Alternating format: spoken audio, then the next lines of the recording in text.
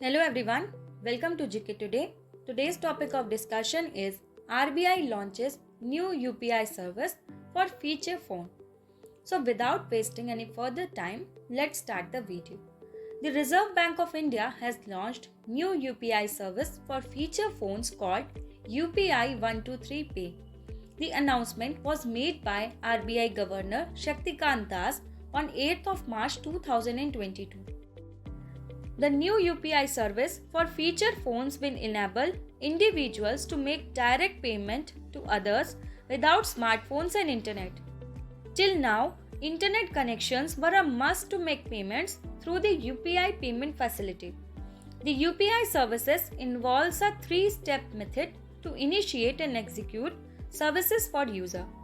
The UPI service for feature phones will leverage on RBI's regulatory sandbox on retail payments.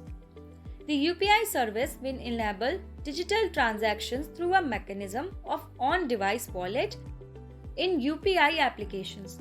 Now we will understand some benefits of this service. With the new service, the feature phone users will able to undertake a host of transactions based on 4 technology alternatives including IVR, that is interactive voice response number, missed call based approach, app functionality in feature phones, and proximity sound based payments.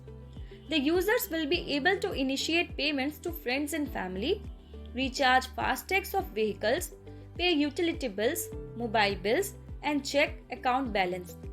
The customer will be able to link bank accounts and set or change UPI pins too.